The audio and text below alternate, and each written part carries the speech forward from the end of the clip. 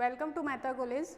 अपन पढ़ रहे हैं डिजिटल इलेक्ट्रॉनिक्स और डिजिटल इलेक्ट्रॉनिक्स के अंदर अपन पढ़ रहे हैं काउंटर्स। काउंटर के अंदर अपन ने कल प्रीवियस लेक्चर के अंदर पढ़ा था ripple up counter for 2 bit. Now we will study about the 2 bit ripple down counter. Okay,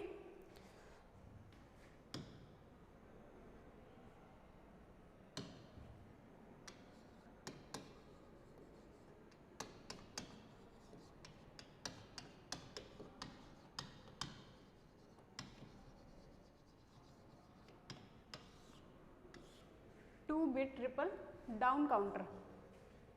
देखो 2 बिट है, 2 बिट है मतलब नंबर ऑफ फ्लिप फ्लॉप्स अपने को कितने रिक्वायर्ड है 2, जितने बिट उतने फ्लिप फ्लॉप्स रिक्वायर्ड है। ठीक है, 2 रिक्वायर्ड है तो अपन ने इसका क्या बना दिया, ये इसका स्कीमेटिक डायग्राम कैसे बन जाएगा। ये अपने पास 2 जेके, ये J1, ये J नोट K नोट और ये Q नोट कॉम्प्लीमेंट। ठीक है, ये फर्स्ट वाला जेके फ्लिप फ्लॉप, नेक्स्ट वाला J1 K1 Q1 और Q1 कॉम्प्लीमेंट। ठीक है, ये सेकंड वाला जेके फ्लिप फ्लॉप। एक और क्या होता है अपन J और K के अंदर या तो तुम यहाँ से 1 1 शो कर दो या फिर एक साथ तुम लॉजिक 1 भेज दो किसके अंदर, बोथ J और K के अंदर। ठीक है, ये मतलब इसका मतलब क्या हो गया, J और K की वैल्यू अपने पास क्या है 1 1। और साथ में एक और क्या करते हैं अपन को बनाना, कौन सा है, डाउन काउंटर। तो डाउन काउंटर बनाने के लिए क्या करें, जैसे यहाँ से अपन निगेटिव ट्रिगर्ड एज प्रोवाइड करा रहे हैं इसको, तो अपने पास देखो अगर नेगेटिव ट्रिगर्ड एज प्रोवाइड कराओगे, डाउन बनाना है तो तुम क्या करोगे, कॉम्प्लीमेंट को इसके अंदर भेजोगे, कॉम्प्लीमेंट को इसके अंदर। सेम पोलैरिटी तो डाउन में जाएंगे और डिफरेंट पोलैरिटी मतलब अप में जाएंगे। ठीक है, तो ये अपने पास देखो एक तो आउटपुट आ जाएगा Q1 और एक आउटपुट आ जाएगा अपने पास Q नोट। ये अपना क्या बन गया, 2 बिट ट्रिपल डाउन काउंटर। अब अपन क्या करते हैं, अब इसकी थ्योरी जब लिखोगे तो देखो कैसे लिखोगे, in 2 bit triple down counter we use 2 cascading, मतलब we use 2 JK flip flops in cascade combination in which first flip flop is given to the negative edge triggered clock and the output complemented output of first flip flop is given to the second flip flop as negative edge triggered clock. When here first JK flip flop is known as LSB or second JK flip flop is known as MSB. Output will be provided by the Q note and Q1. ठीक है, ये सारी जो diagram की चीजें, and there is logic 1 is provided to both flip flops at J1 and J1 K1 and J not K not. ये theory लिखोगे तुम डायग्राम देख के। नेक्स्ट अपन क्या लिखते हैं इसके, ट्रुथ टेबल।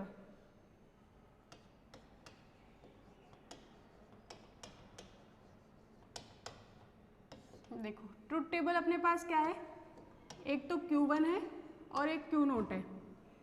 किसके अकॉर्डिंग लिखेंगे अपन इसको, डेसिमल क्लॉक के अकॉर्डिंग, जो अपने डेसिमल नंबर्स होते हैं उसके अकॉर्डिंग।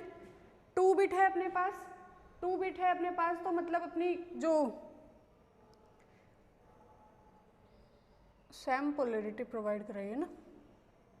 ठीक है, 2 बिट है अपने पास, तो 2 बिट है तो अपने पास नंबर ऑफ कॉम्बिनेशंस कितने होंगे 4, मतलब 0 to 3, 0 1 2 एंड 3 ये होंगे। अब अपन को बनाना है देखो डेसिमल के लिए, डाउन काउंटर के लिए अपन को ट्रुथ टेबल बनानी है। एक चीज याद रखना, डाउन काउंटर के लिए जब अपन ट्रुथ टेबल बनाते हैं तो अपन ये कॉम्प्लीमेंटेड वाले लिखते हैं, आउटपुट के अंदर क्यों लिखते हैं वो अभी समझ में आ जाएगा तुम्हें वाया क्लॉक डायग्राम। देखो कॉम्प्लीमेंटेड लिखेंगे मतलब 0 1 2 3 अपने पास है, अपन ने कहा था 1 1 से शुरू करना है,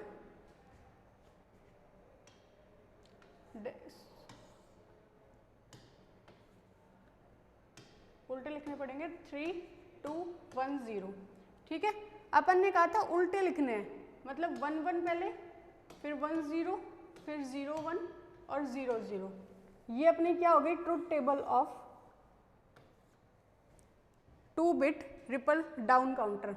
अच्छा, ये वाली चीज कैसे लिखी, ये वाली चीज अपन एक्सप्लेन करते हैं।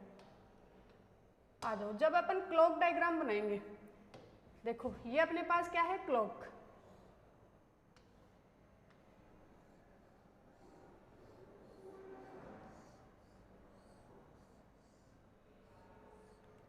ये अपनी क्लॉक है, ये 0 है, ये 1 है। अपन काम में कौन सी ले रहे हैं, निगेटिव एज ट्रिगर्ड क्लॉक। तो निगेटिव एज ट्रिगर्ड क्लॉक कहाँ पे ट्रिगरिंग करेगी, यहाँ पे। ठीक है, ये अपनी स्टेट्स हो गई।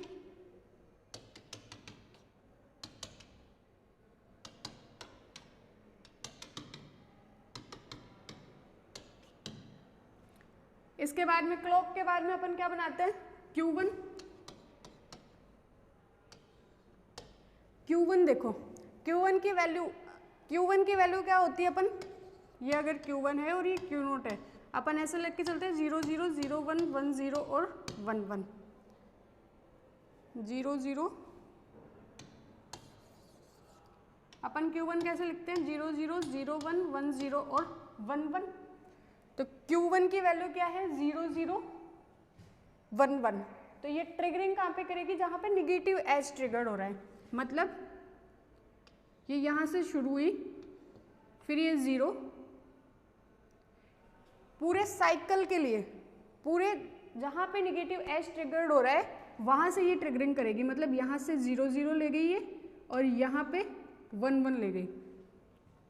4 ही तो स्टेप है अपने पास, तो चारों स्टेप है तो अपन ने यहाँ तक ही बनाना है। फ्लो में ज़्यादा बन जाती है। फिर इसके बाद में अपन बनाते हैं Q0। अच्छा, अपन को पूरे टाइम पीरियड के लिए शो करना है, तो 8 बनाओ।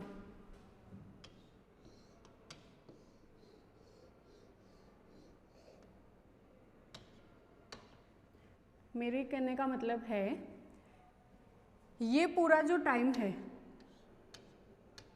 जब तक निगेटिव एज नहीं आता, तब तक अपन एक स्टेट शो करेंगे। मतलब जब तक निगेटिव नहीं आता तब तक अपनी ट्रिगरिंग नहीं करेंगे अपन। तो एक स्टेट के लिए 0 आ रही है, फिर नेक्स्ट वाले स्टेट के लिए भी अपने पास क्या है, 0। फिर उसके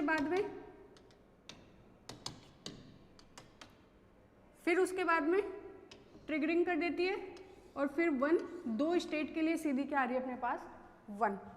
फिर Q0 बनाएंगे, तो Q0 में देखो एक पूरी स्टेट के लिए 0 है, फिर नेक्स्ट स्टेट के अंदर ट्रिगरिंग हो रही है, तो ट्रिगरिंग यहाँ से होगी, यहाँ पे 1, फिर वापस ये डाउन में जाएगी 0, फिर ये क्या कहाँ जाएगी अपने पास, अप। मतलब इसके अंदर पूरा अपन को जब भी रिपल काउंटर का अपन क्लॉक डायग्राम शो करते हैं, तो अपन उसको पूरी स्टेट के लिए शो करते हैं। मतलब पूरा टाइम लेके शो करते हैं, एक टाइम पीरियड के लिए अपन एक स्टेट शो करते हैं। ठीक है, इसलिए अपन ने 2 2 का शो किया है। मतलब ये अपनी 0 हो गई पूरी, ये 0, ये 1, ये 1। समझ रहे हो मेरी बात। अब देखो ये अपना क्या था, Q1, ये अपना Q1 है। अपन आउटपुट किससे दे रहे हैं, यहाँ पे कॉम्प्लीमेंट से, कॉम्प्लीमेंट से आउटपुट दे रहे हैं। तो Q1 कॉम्प्लीमेंट क्या हो जाएगा, जब यहाँ पे 0 0 है तो ये क्या हो जाएगा, 1 1, और जहाँ पे 0 0 है वहाँ पे ये क्या हो जाएगा, जहाँ 0 0 है वहाँ पे 1 1, और जहाँ 1 1 है वहाँ पे 0 0। Q0 कॉम्प्लीमेंट क्या हो जाएगा, 0 है तो 1, यहाँ तक, ये एक बीच में और रह गया, 0 है तो 1 और 1 है तो 0, 0 है तो 1 और 1 है तो 0। कॉम्प्लीमेंट जस्ट उल्टा हो जाएगा ना इसका। तो अब एक चीज देखो, Q1 कॉम्प्लीमेंट की वैल्यू कहाँ से शुरू हो रही है, 1 1 से, और Q0 की वैल्यू कहाँ से शुरू हो रही है, 1 0 से। मतलब अपनी फर्स्ट स्टेट Q1 कॉम्प्लीमेंट और Q0 Q1 कॉम्प्लीमेंट और Q0 क्या आने चाहिए, 1 1 1 1 ही आ रहे हैं क्या। फिर उसके बाद में अपनी सेकेंड स्टेप क्या आनी चाहिए, 1 और 0, 1 और 0 आ रही है। फिर उसके बाद में 0 1 0 1 और नेक्स्ट वाले के अंदर क्या है, दोनों 0 0, इसलिए अपन ने इसको क्या लिखा है, इस कॉम्प्लीमेंटेड फॉर्म में लिखा है 1 1 0 0 1 0 1 0। अच्छा एक चीज देखो, अगर तुम negative as triggered clock provide करा रहे हो तो तुम आउटपुट लिखोगे कॉम्प्लीमेंट की टर्म में इन डाउन काउंटर, और अगर तुम positive edge triggered clock provide करा रहे हो तो तुम फिर Q0 की वैल्यू में भी लिख सकते हो, लेकिन तुम्हें लिखना डाउन के अंदर एक चीज़ याद रखनी है, तुम्हें डाउन काउंटर के अंदर ज़्यादा कंफ्यूज होने की ज़रूरत नहीं है। डाउन काउंटर में हमेशा एक चीज़ याद रखनी है कि जो तुम उनको भेजते हो ना स्टेट, वो 3 2 1 0 होनी चाहिए, मतलब डिक्रीजिंग ऑर्डर के अंदर होनी चाहिए, इंक्रीजिंग ऑर्डर के अंदर नहीं लेनी है। बाकी अपन को कोई दिक्कत नहीं आने वाली इसमें। देखो नेक्स्ट अपन पढ़ते हैं 3 bit triple up and down counter.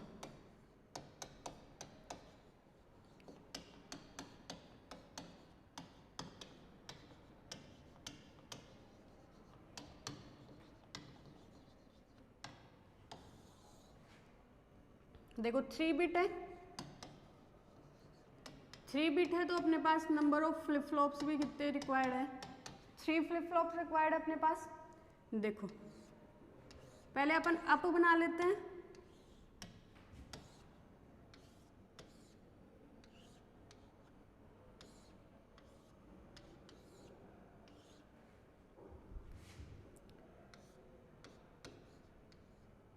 ये J नोट, ये K नोट, Q नोट और Q not complement, J1 K1 Q1 और Q not complement, J2 K2 Q2 और Q2 कॉम्प्लीमेंट। ठीक है, यहाँ से अपन ने दिया लॉजिक 1,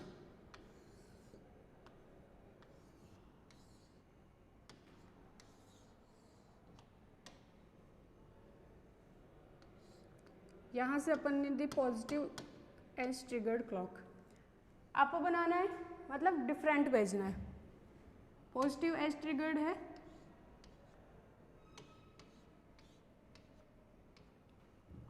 ठीक है। आउटपुट आ रहा है अपने Q नोट पे, Q1 पे और Q2 पे, ठीक। ये तो अपना क्या बन गया, 3 बिट ट्रिपल अप काउंटर। और डाउन बनाएंगे तो डाउन के लिए देखो क्या चेंज करना है अपन को,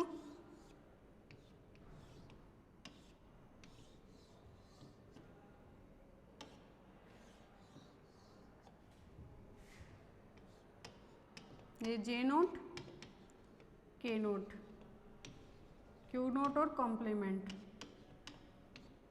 J1 K1 Q1 Q1 complement, J2 K2 Q2 Q2 complement, ठीक है।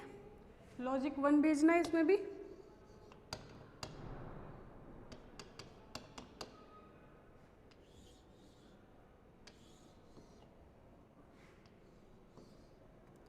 क्लॉक पॉजिटिव भेज दे, पॉजिटिव क्लॉक भेजोगे तुम्हें डाउन काउंटर बनाना है, मतलब इसको भेजना है।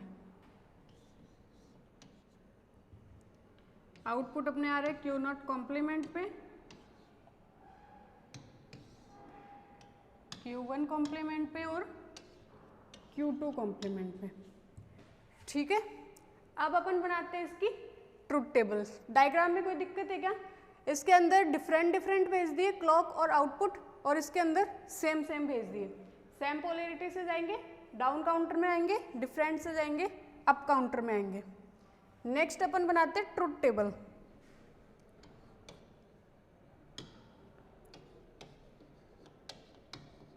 फॉर अप काउंटर, और ये किसके लिए, फॉर डाउन काउंटर।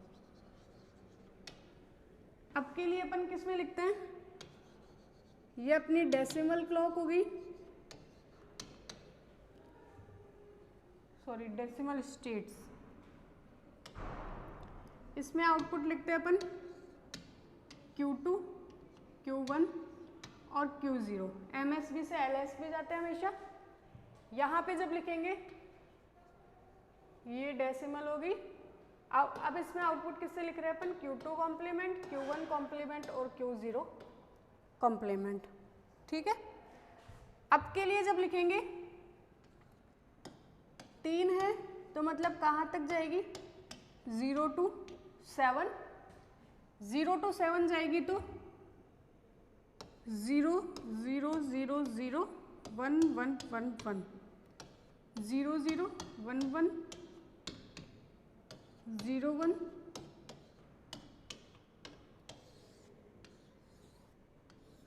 ये अपनी ट्रुथ टेबल हो गई किसकी?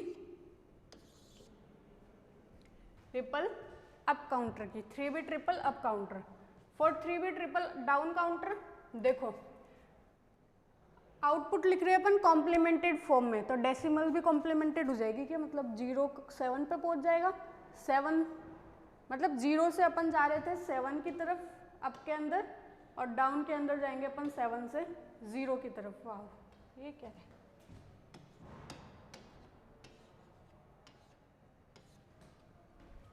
ठीक है, और कॉम्प्लीमेंटेड फॉर्म में लिखना है तो देखो ये तो क्या हो जाएगा अपने पास 8 7 6 5 4 3 2 1 0।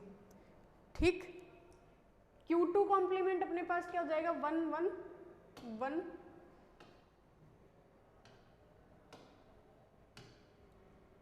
1 1 0 0 8, अरे 8 कहाँ से आ गया ब्रो? 7 6 5 4 3 2 1 0 0। ठीक है, ये 0 0 Q1 होता है 0 0 1 1, अपन को लिखना है कॉम्प्लीमेंट, मतलब 1 1 0 0 1 1 0 0 1 0 1 0 1 0 1 0। ठीक है, ये अपनी किसकी ट्रुथ टेबल हो गई? रिपल डाउन काउंटर की। इसको तुम इस टाइप से भी शो कर सकते हो, या फिर ये नॉर्मल ट्रुथ टेबल बना के तुम ऐसा एरो लगा दो तो वो भी तुम्हारा डाउन काउंटर के लिए ट्रुथ टेबल सही मानी जाती है। अब इसके बाद में अपन बनाते हैं क्लॉक पल्स, एक के अंदर ही बना दे रिपल अप और डाउन की। ये देखो ये अपनी क्लॉक पल्स है, तो 8 के लिए अपन को पूरा लेके चलना है, मतलब कितने बनाने हैं डिब्बे? 16।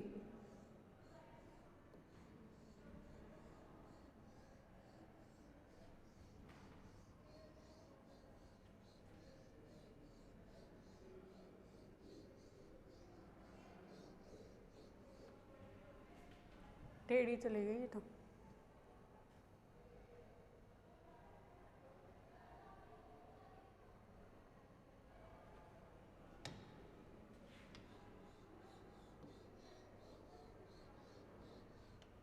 ठीक है, क्लॉक कौन सी अपनी?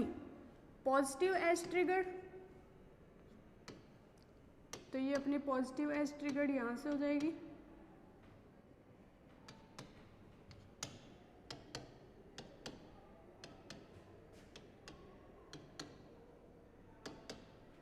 ठीक, मतलब यहाँ ट्रिगर करेगी ये यहाँ ट्रिगर करेगी, ये यहाँ ट्रिगर करेगी। जहाँ जहाँ पॉजिटिव एज आएगा वहाँ वहाँ अपनी स्टेट क्या करेगी? ट्रिगर करेगी।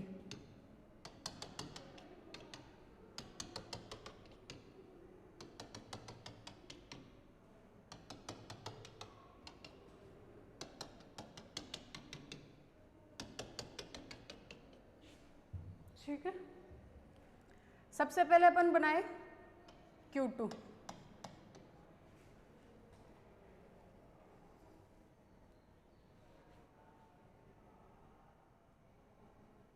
Q2 बनाए, Q2 की वैल्यू क्या होती है अपने पास? 0 0 0 0।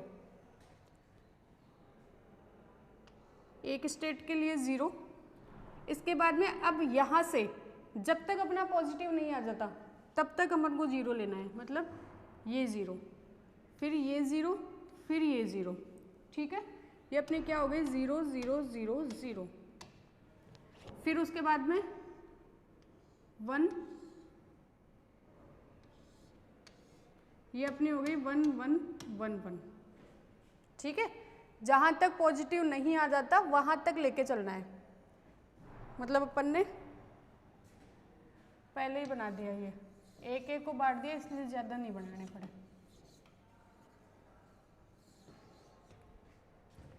फिर उसके बाद में Q1 की वैल्यू क्या होती है 0 0 1 1 0 0 1 1। कंफ्यूज मत हो जाना, पहले अपन क्या करते थे, इस वाले पे भी लाइन बनाते थे, इस वाले पे भी लाइन बनाते थे, इस वाले पे भी लाइन बनाते थे, तो सब पे लाइंस बनाते थे, इसलिए अपने पास डिब्बे बट के कितने हो जाते थे, जैसे एक डिब्बा अभी अपने पास है तो वो बट के अपने पास कितना हो जाता था 2 हो जाता था, इसलिए अपन उसको 16 काउंट करते थे। मतलब अब मैंने जो लाइन बोली थी कि 8 है अगर अपने पास स्टेट्स तो उसको 16 डिब्बे बनाने पड़ेंगे। और अभी अपन ने क्या किया कि जहाँ पे पॉजिटिव एज आ रहा है वहाँ से ही लाइन खींची है, इसलिए ये ज़्यादा बड़ी नहीं दिख रही, ठीक है। Q नोट क्या होता है 0 1 0 1 0 1 0 1, ठीक है। ये तो किसका डायग्राम हो गया अपना 3 बिट, ये तो अपना डायग्राम हो गया 3 बिट रिपल अप काउंटर, ठीक है। अब अपन को बनाना है 3 बिट रिपल डाउन काउंटर के लिए। डाउन काउंटर के लिए बनाना है तो अपन कौन सी फॉर्म यूज करेंगे इसकी, कॉम्प्लीमेंटेड फॉर्म।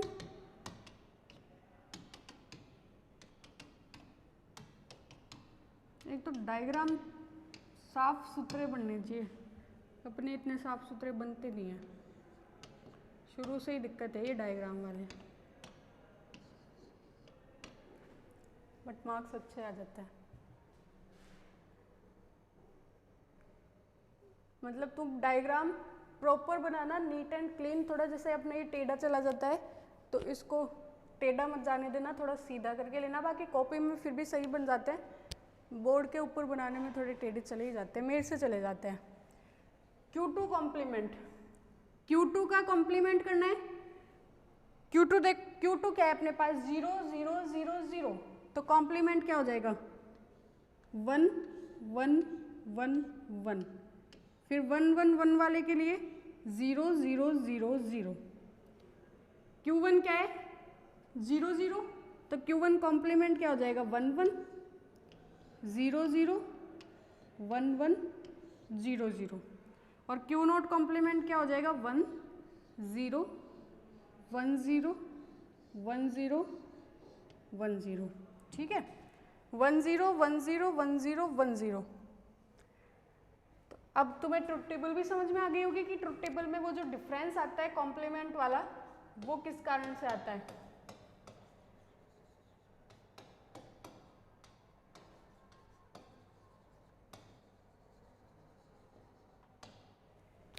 ठीक है, ये अपना किसका क्लॉक डायग्राम बन गया 3 bit triple up and down counter का। इसी टाइप से अगर 4 बिट के लिए पूछता है तो 4 बिट के लिए तुम क्या करोगे Q3 Q2 Q1 Q0 and Q3 complement, Q2 complement, Q1 complement and Q0 complement, ये बना दोगे। अप और डाउन में डिफरेंस तुम्हें करना आ ही गया, डिफरेंट डिफरेंट भेजोगे डाउन बन के आएगा, सेम भेजोगे डाउन बन के आएगा, डिफरेंट डिफरेंट भेजोगे अप बन के आएगा। नेक्स्ट चलते हैं अपन अगले टॉपिक की तरफ। अच्छा, एक चीज और कि रिपल काउंटर है, रिपल काउंटर ही अपने जनरली मतलब ये जो नॉर्मल काउंट करने की चीज़ें होती है उनके अंदर जनरली रिपल काउंटर यूज लिया जाता है। रिपल काउंटर क्यों यूज लिया जाता है, क्योंकि रिपल काउंटर क्या होता है बनाने में थोड़ा सस्ता होता है। और अगर तुमसे पूछ लेते हैं कि अगर रिपल काउंटर नहीं है हमारे पास तो फिर उसकी जगह अपन क्या लगाए, तो रिपल काउंटर अगर नहीं है तो फिर रिंग काउंटर और हमें जॉनसन काउंटर पे जाना पड़ेगा। ठीक है, नेक्स्ट अपना टॉपिक है सिंक्रोनस काउंटर। ये एसिंक्रोनस काउंटर था, अब नेक्स्ट अपन पढ़ रहे हैं सिंक्रोनस काउंटर।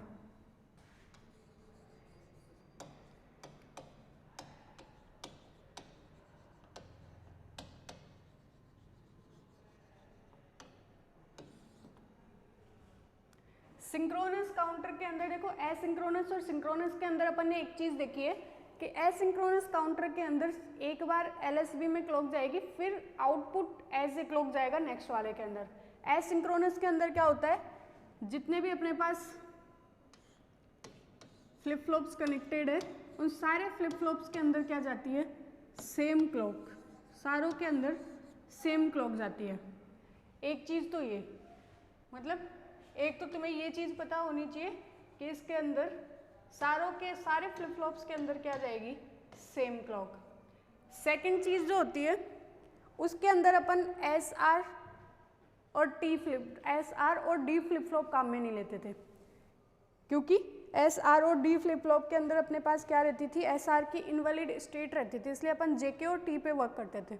सिंक्रोनस काउंटर के अंदर अपन जो अपने पास S R, JK, T and D जो 4 टाइप के फ्लिप फ्लॉप्स है, चारों फ्लिप फ्लॉप से सिंक्रोनस काउंटर्स डिजाइन किए जा सकते हैं। ठीक है, तो इसके अंदर वो इनवैलिड स्टेट वाला कोई टूल नहीं रहता है। अच्छा, थर्ड चीज देखो इसके अंदर क्या होती है, उसके अंदर अरेंज्ड सीरीज होती थी, मतलब 0 से 1 पे जाएगा, 1 से 2 पे जाएगा, 2 से 3 पे जाएगा, फिर 3 से वो कहाँ पे जाएगा, वापस 0 पे। लेकिन इसके अंदर क्या होता है, 3 से, अच्छा एक तो क्या होता था 0 से 1, 1 से 2, 2 से 3 पे जाए, या फिर 3 से 2, 2 से 1, 1 से 0 और 0 से 3 पे जाए। लेकिन इसके अंदर क्या होता है, ये जो सिस्टमेटिक सीरीज है ये यहाँ पे सिस्टमेटिक नहीं होती है, मतलब जैसे मान लो 0 से गया 1 पे, 1 से गया ये 3 पे, और 3 से आया ये 2 पे, और फिर 2 से चला गया 0 पे, या फिर 0 से 1,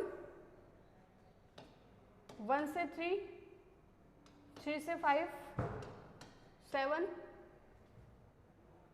6, 4, 2, ये वापस 0 पे गया। मतलब इसके अंदर सिस्टमेटिक अरेंजमेंट नहीं होता है डेसिमल क्लॉक्स का। जो अपन 0 से 1 और 1 से 2 पे जाते थे, यहाँ पे जरूरी नहीं है कि अपन 0 से 1 और 1 से 2 पर ही जाए, यहाँ से अपन हो सकता है कि अपन 0 से 3 पे चले गए और 3 से फिर अपन 2 पे जा रहे हैं। तो 3 चीज़ें इसमें पता लगी होगी तुम्हें, एक तो इसमें सेम क्लॉक जाती है सब में, इसमें कोई सा भी फ्लिप फ्लॉप यूज कर सकते हैं, और एक इसके अंदर सिस्टमेटिक सीरीज नहीं होती है। ठीक है, अब अपन नेक्स्ट चलते हैं। इसका कंस्ट्रक्शन किस टाइप से होता है, देखो अगर अपन डी फ्लिप फ्लॉप यूज करके बना रहे हैं, जनरली अपन डी फ्लिप फ्लॉप यूज करते हैं इसके अंदर, क्यों, क्योंकि डी फ्लिप फ्लॉप के अंदर जो आउटपुट होता है वो जो एज ए इनपुट इसके अंदर प्रोवाइड किया जाता है उसको एज इट इज दे देता है, मतलब 0 दोगे तो वो 0 प्रोवाइड करा देगा, 1 दोगे तो 1 प्रोवाइड करा देगा, इसलिए अपन को आउटपुट निकालने में ज़्यादा दिक्कत नहीं होती, इसलिए अपन डी फ्लिप फ्लॉप यूज किया जाता है जनरली।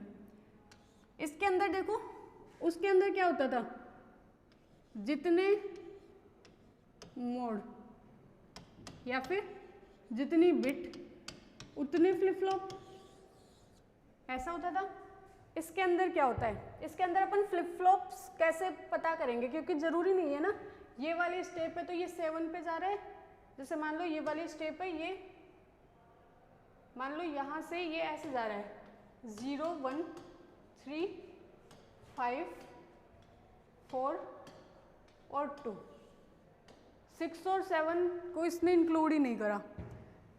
अब अपने पास ऐसा तो कोई फ्लिप फ्लॉप नहीं है जो 5 तक प्रोवाइड करा दे, तो अपन इसमें फ्लिप फ्लॉप्स का पता कैसे लगाते हैं, देखो फ्लिप फ्लॉप्स का पता अपन इसमें ऐसे लगाते हैं, जो सबसे बड़ी वाली बिट है, सबसे बड़ा जो अंक है उसको देखना है, इसके अंदर 3 है सबसे बड़ा अंक, तो अपन को 0 से जाना है और 3 तक जाना है, 0 से 3 तक जाना है, 0 से 3 तक जाना है अपन को, तो अपने पास कौन सा फ्लिप फ्लॉप है जो अपन को 0 से 3 तक ले जाता है डेसिमल में? अपने पास 2 बिट हो जाएगी, मतलब इसकी 2 बिट, मतलब इसके पास कितने number of flip flops use करेंगे अपन? 2 बिट चेक करते हैं अपन, 0 मतलब सबसे बड़ा अंक देख के उसकी बिट चेक करनी है, और बिट चेक करने के बाद में उसके फ्लिप फ्लॉप डिफाइन करने हैं। जैसे ये वाला है, इसके अंदर सबसे बड़ी है 5, अब 5 है, इसके अंदर 5 बिट, तो ये 5 बिट तो हो नहीं सकता। बिट इसकी कितनी हो सकती है? जैसे अगर अपन 2 बिट लेंगे, 2 बिट लेंगे तो वो अपन को लेके जाएगा 0 to 3 में। अगर अपन 3 बिट लेंगे तो 3 बिट अपन को कहाँ से लेके जाएगा? 0 to 7 में। 0 to 7 में लेके जाएगा अपन को, तो जाना कहाँ पे? 5 पे। तो 5 पे ही जाना है, तो अपन इसमें कौन सा बिट यूज़ करेंगे? 3 बिट। और 3 बिट मतलब जितने बिट होते हैं उतने अपन फ्लिप फ्लॉप यूज़ करते हैं, तो 3 बिट मतलब अपने पास कितने फ्लिप फ्लॉप हो जाएंगे? 3 फ्लिप फ्लॉप्स। ठीक है, तो फ्लिप फ्लॉप के नंबर ऐसे डिफाइन करने हैं अपन को कि सबसे बड़ा जो उसका नंबर है वो चेक करना है, और उस नंबर के अकॉर्डिंग बिट डिफाइन करनी है, और बिट जितनी होएगी उतने फ्लिप फ्लॉप्स काम में लेने हैं। इसमें एक चीज़ और देखो, ये है इंट्रोडक्शन ऑफ सिंक्रोनस काउंटर। अगर ये इंट्रोडक्शन समझ लेते हैं अपन, तो फिर सिंक्रोनस काउंटर को डिजाइन करना अपने लिए बहुत आसान हो जाता है। बिट डिफाइन कर ली। अच्छा, इसके अंदर है ना,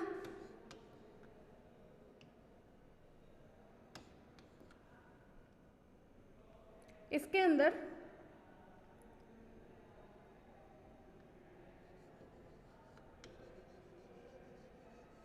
we must use a high output.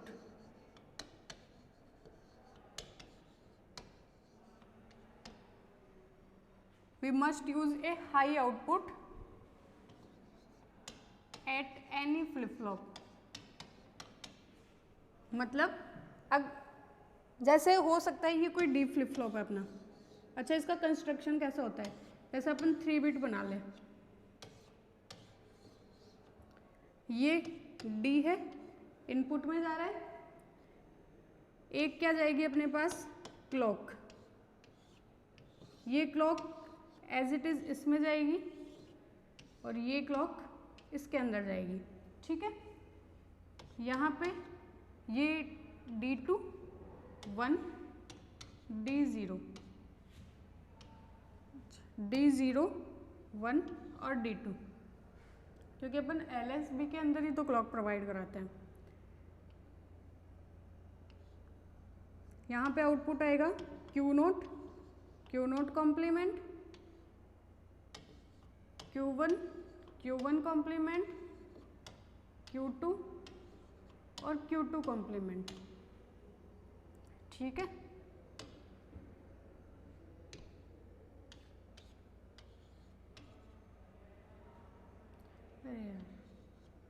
Q2 complement.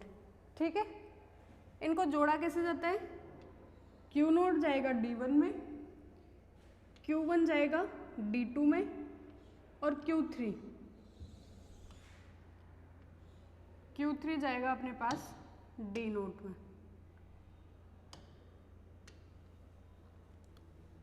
ठीक है, आउटपुट कहाँ से आएंगे? Q0 कॉम्प्लीमेंट, Q1 कॉम्प्लीमेंट और Q2 कॉम्प्लीमेंट। इसको अपन बोलते हैं रिंग काउंटर, जो कि एक टाइप है किसका? सिंक्रोनस काउंटर का। अच्छा, इसको रिंग काउंटर क्यों बोला जाता है? रिंग काउंटर के अंदर देखो, D0 जा रहा है Q0 पे, Q0 जा रहा है D1 पे, D1 से आएगा Q1 और Q1 जा रहा है Q2 पे, Q1 जा रहा है D2 पे, फिर D2 से Q2 आएगा और Q2 जा रहा है फिर से D0 पे। मतलब ये एज ए रिंग वर्क कर रहे हैं। यहाँ से शुरू हुआ और यहाँ से घूम के वापस कहाँ पे आ गया? यहाँ पे। शुरू हुआ, वापस घूम के कहाँ पे आ गया? यहाँ पे। इसलिए ये वर्क किसकी तरह कर रहा है? रिंग की तरह, तो इसलिए इसको नाम दिया गया है रिंग काउंटर। ठीक है, और एक होता है अपने पास जॉनसन काउंटर, पढ़ेंगे नेक्स्ट टॉपिक के अंदर। अच्छा, इसमें एक चीज़ और बताने वाली थी मैं ये जो रिंग काउंटर होता है अपना, इसके अंदर क्या होता है, नंबर ऑफ यूजफुल स्टेट्स होती है एक तो, और एक होती है नंबर ऑफ अनयूजफुल स्टेट्स।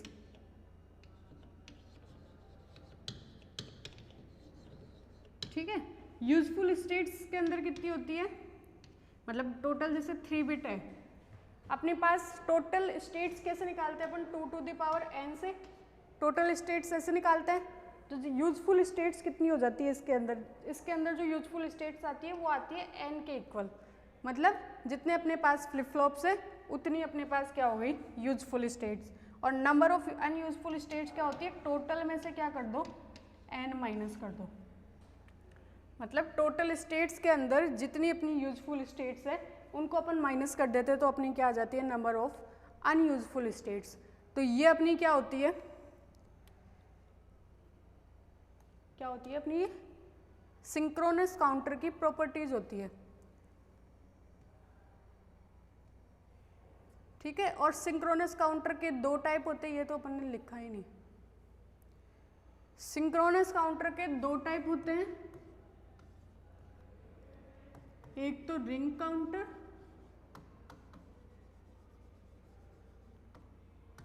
और एक होता है जॉनसन काउंटर। तो अपन रिंग काउंटर शुरू कर ले।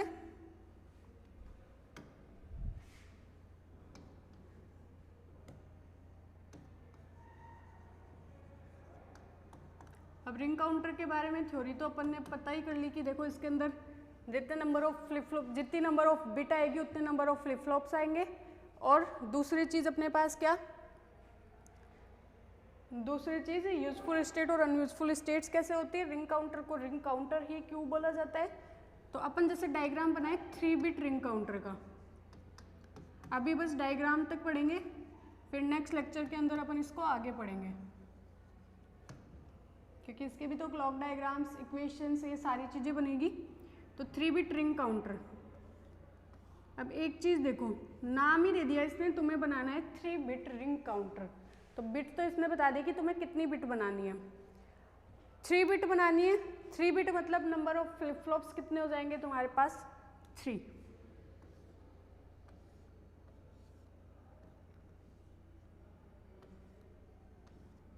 अच्छा, अपन ने एक चीज़ और लिखी थी वहाँ पे कि इसके अंदर एक आउटपुट 1 होना ज़रूरी है। क्यों ज़रूरी है वो अभी समझ में आएगी तुम्हें।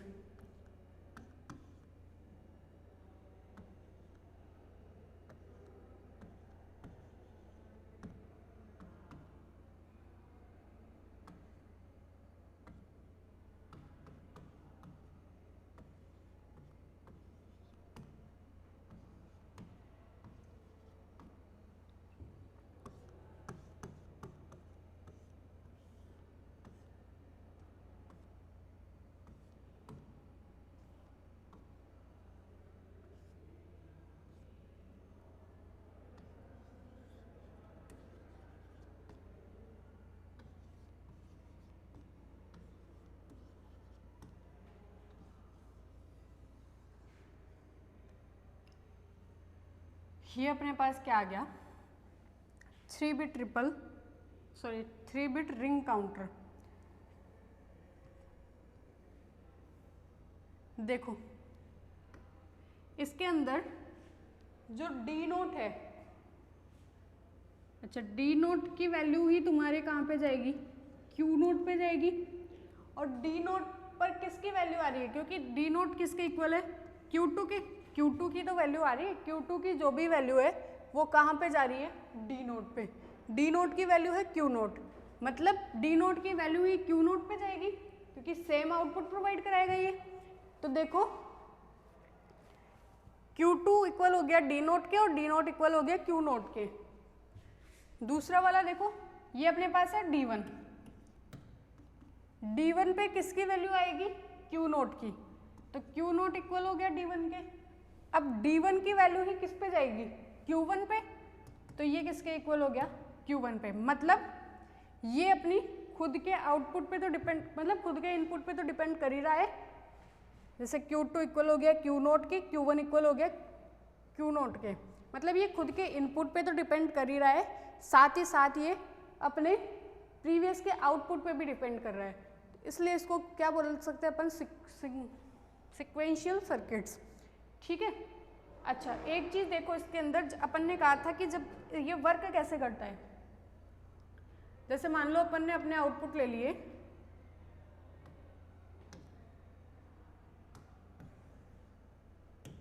अपन ने अपने आउटपुट ले लिए Q2, Q1, Q0। ठीक है। MSB से LSB ही जाना है हमेशा, ये याद रखना है। अच्छा, अपन ने इनिशियली माना 0 0, इनिशियली अपन ने माना 0 0 0 0 0, मतलब Q2 पे तो क्या बैठा है 0, Q1 पे क्या बैठा है 0 और Q0 पे क्या बैठा है 0, मतलब इन सब की वैल्यूज अपने पास क्या है 0 0 0 0। ये Q2 घूम के आएगा D0 पे, Q2 घूम के आएगा D0 पे, मतलब D0 की वैल्यू क्या होगी 0। Q0 जाएगा D1 पे, मतलब D1 की वैल्यू क्या होगी 0, और Q1 बैठा है D2 के बाहर, मतलब D2 पे जाएगा तो D2 की वैल्यू तुम्हारे पास क्या हो गई 0। अच्छा देखो, Q2 शिफ्ट होएगा D0 पे, Q2 शिफ्ट होएगा एक स्टेप आगे, मतलब ये 0 शिफ्ट होएगा अपने यहाँ पे, फिर Q1 शिफ्ट होएगा एक स्टेप आगे, मतलब ये 0 अपने यहाँ पे। ठीक है।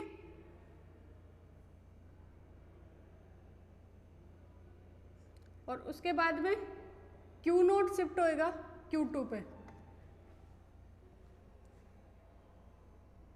अगर अपन ऐसे मानते हैं, ये अपना LSB है, ये अपना MSB है, अपन लिखते हैं MSB से LSB, तो ये शिफ्ट हो गया। अब ये वाला जो 0 है वो शिफ्ट होके कहाँ पे आएगा, यहाँ पे, मतलब ये ऑल्सो वर्क करते हैं किसकी तरह, शिफ्ट रजिस्टर्स की तरह, मतलब शिफ्ट करते जाते हैं। अब देखो, तुमने 0 0 इनिशियली प्रोवाइड कराया, जब 0 0 इनिशियली प्रोवाइड कराया तो नेक्स्ट स्टेप भी तुम्हारे पास क्या आई 0 0 0, फिर इसके बाद में अगले स्टेप भी तुम्हारे पास क्या आ जाएगी, ये 0 ये 0 और ये 0 घूम के यहाँ पे, मतलब नेक्स्ट भी तुम्हारे पास क्या आ गई 0 0 0।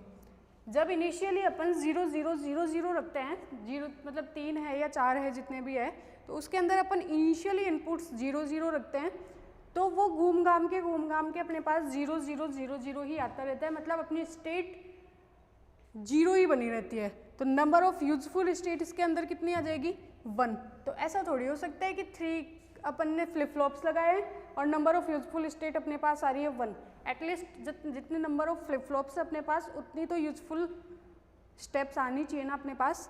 तो इसके अंदर एक कम से कम 1 होना चाहिए, जो कि अपन चेक करेंगे कैसे होता है उसके अंदर वर्किंग नेक्स्ट लेक्चर के अंदर। तो कम से कम इसके अंदर एक आउटपुट है वो 1 लेना चाहिए, वो 1 लेंगे तो अपनी स्टेप्स चेंज होती जाएगी और फिर नंबर ऑफ यूजफुल स्टेट्स भी अपने पास आ जाएगी। तो नेक्स्ट पढ़ते हैं अपन अगले लेक्चर के अंदर, उसके अंदर अपन पढ़ेंगे रिंग काउंटर और जॉनसन काउंटर, और हो सका तो अपने बाइनरी और डिकेड काउंटर भी हो जाएंगे, और फर्स्ट यूनिट शायद आज खत्म हो जाएगी। नेक्स्ट अपन जाएंगे फिर अपनी सेकेंड यूनिट की तरफ। ठीक है, थैंक यू, बाय।